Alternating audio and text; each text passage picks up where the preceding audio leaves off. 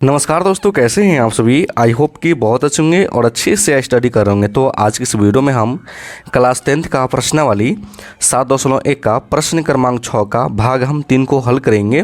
तो शुरू से अंत तक बने रहिएगा।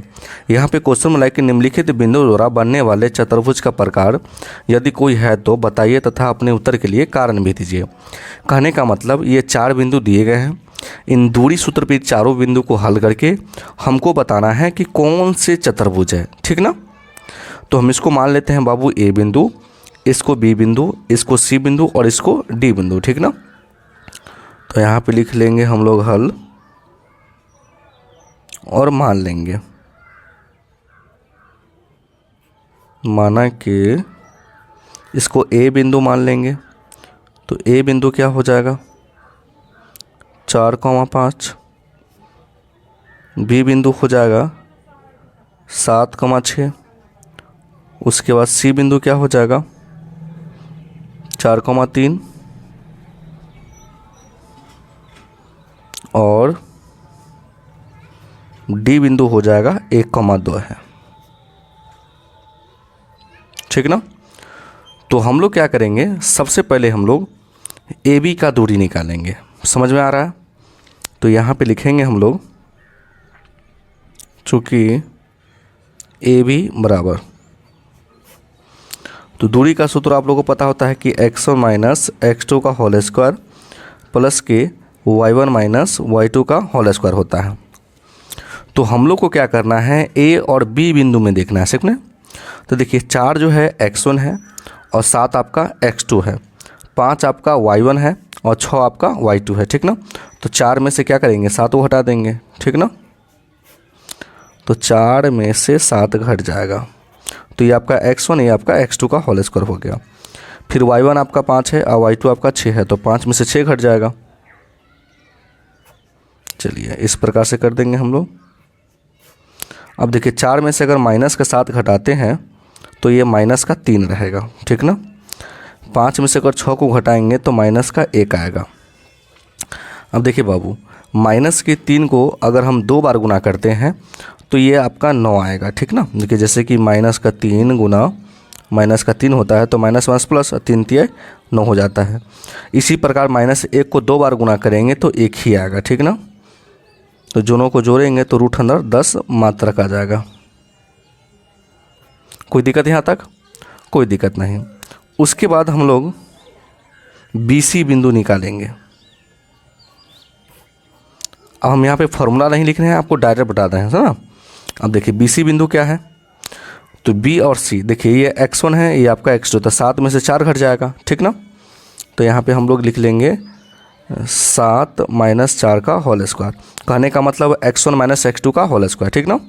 चलिए फिर आपका 6 में से क्या घट जाएगा बाबू, 3 घट जाएगा, ठीक। कोई दिक्कत? कोई दिक्कत नहीं। तो 7 में से अगर 4 घटेगा तो क्या आ जाएगा बाबू 3, तो 3 का होल स्क्वायर। 6 में से अगर 3 घटेगा तो ये हो जाएगा 3 का स्क्वायर, क्या। तो 3 तिया 9 प्लस के 3 तिया 9, दोनों को जोड़ेंगे तो क्या आ जाएगा, रूट अंदर 18 आ जाएगा। तो 18 का वर्ग क्या आएगा, देखिए 18 का वर्ग हम अगर गुणनखंड करते हैं 2 से तो 9, 3 से करेंगे तो 3 और 3 से करेंगे तो 1। तो जिसका जोड़ा पूरता है उसको हम लोग रूट से बाहर रखते हैं, ठीक ना। और जिसका जोड़ा नहीं पूरा उसको रूट के अंदर। तो 3 का जोड़ा पूर गया तो 3 को बाहर रख देंगे, जिसका जोड़ा नहीं पूरा उसको रूट के अंदर रख देंगे, है ना। तो 3 रूट अंदर 2 मात्रक आ जाएगा 18 का वर्ग। आ गया समझ में? चलिए बहुत अच्छी तरीके से आपको वालों का आ गया होगा।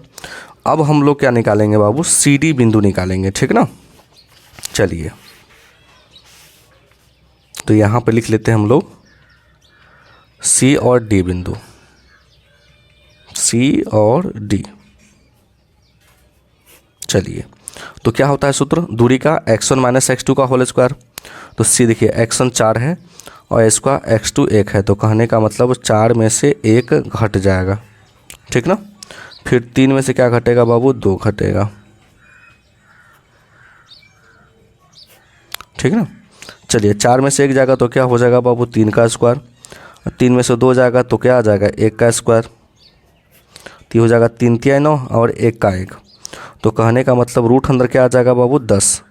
तो ये आ गया 10 मात्रक। कोई दिक्कत यहाँ तक? कोई दिक्कत नहीं। अब हम लोग क्या निकालेंगे बाबू? डीए बिंदु निकालेंगे। जैसे कि मान लीजिए कोई चतुर्भुज होता है इस प्रकार से, मान लीजिए कोई भी है, मान लेते हैं। तो ए होता है, बी होता है, सी होता है, डी होता है। तो हम लोग ए बिंदु निकाले हैं, उसके बाद बी सी निकाले हैं, उसके बाद सी डी निकाले। तो अब क्या निकालेंगे? डी ए निकालेंगे ना, ठीक ना। तो अब हम लोग क्या निकालेंगे बाबू? डी ए डी कह सकते हैं, चाहे डी ए कह सकते हैं, उससे कोई फ़र्क नहीं पड़ता है। इसका क्या हो जाएगा? x1 माइनस x2 का होल स्क्वायर। तो देखिए x1 क्या है? 1 है, क्योंकि डी हम पहले लिखे हैं, ठीक ना। तो x1 1 और x2 आपका 4, तो 1 में से 4 घटेगा, ठीक, प्लस फिर 2 में से क्या घटेगा बाबू? 5 घटेगा। कोई दिक्कत यहाँ तक?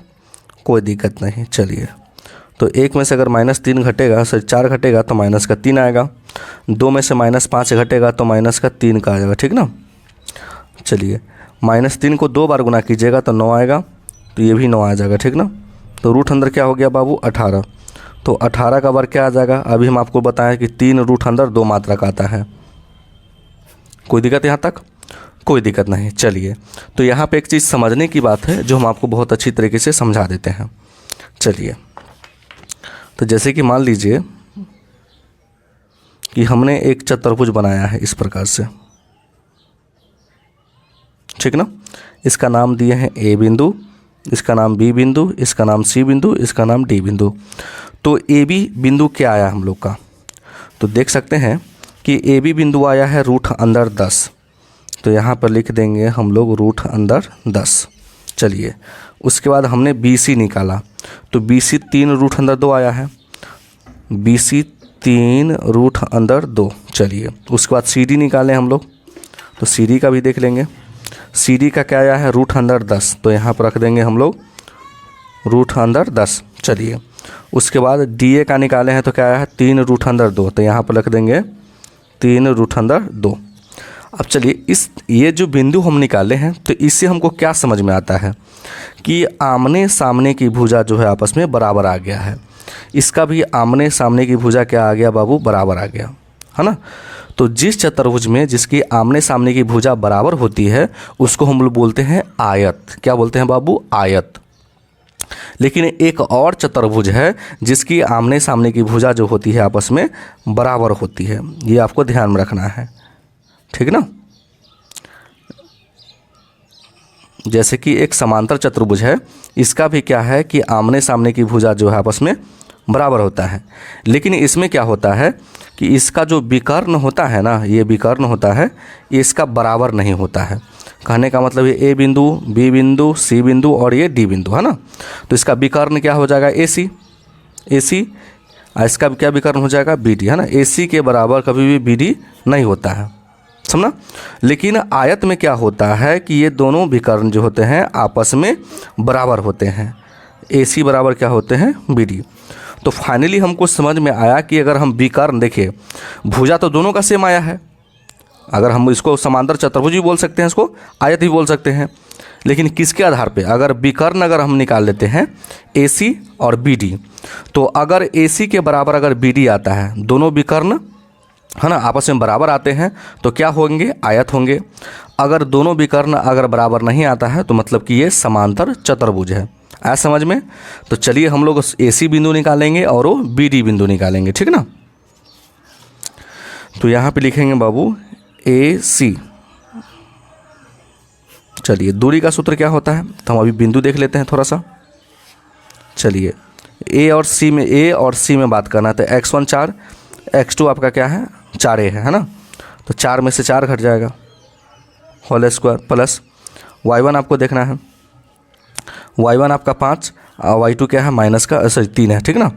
तो 5 में से 3 घट जाएगा, इसका हम लोग हल कर लेंगे, ठीक ना।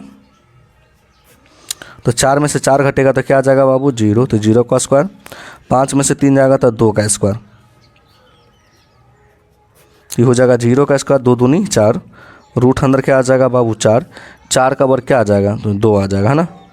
तो यहाँ पे लिख लेंगे 2 मात्रक। कोई दिक्कत यहाँ तक? कोई दिक्कत नहीं। चलिए, अब हम लोग क्या निकालेंगे? बी डी विकर्ण निकालेंगे, है ना। तो सूत्र क्या हो जाएगा, x1 माइनस x2 का होल स्क्वायर। दूरी का सूत्र b और d, माने b और d बिंदु मात करना है। तो x1 7 और x2 आपका 1 है, तो 7 में से 1 घटेगा, तो हम आराम से लिख लेंगे 7 माइनस 1 का होल स्क्वायर। फिर y1 देखना है, तो y1 आपका 6 है और y2 आपका 2 है, तो 6 में से 2 घट जाएगा। 6 में से क्या घटाएंगे, 2 घट जाएगा, है ना। तो 7 में से 1 जाएगा तो क्या आ जाएगा बाबू, 6 का स्क्वायर, और ये हो जाएगा आपका 4 का स्क्वायर। तो 6 1 36 और 4 चौके 16, दोनों को जोड़ेंगे तो 6 दूनी 12, 52 मात्रा। क्या आया बाबू, 52 मात्रक आ गया।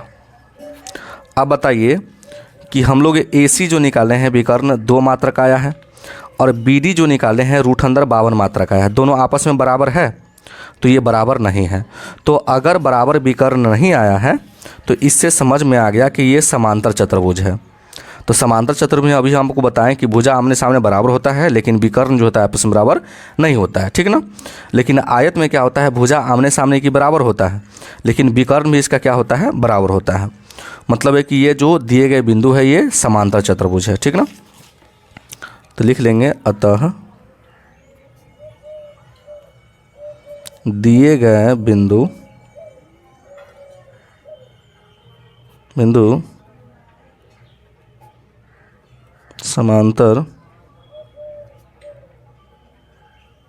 समांतर चतुर्भुज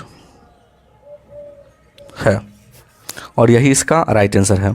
तो आई होप कि ये क्वेश्चन आप लोगों को बहुत अच्छी तरीके से समझ में आ गया होगा। अगर मेरे चैनल पे नए हैं तो वीडियो को लाइक कर दीजिएगा और चैनल को ज़रूर सब्सक्राइब कर दीजिएगा। वीडियो देखने के लिए बहुत बहुत धन्यवाद।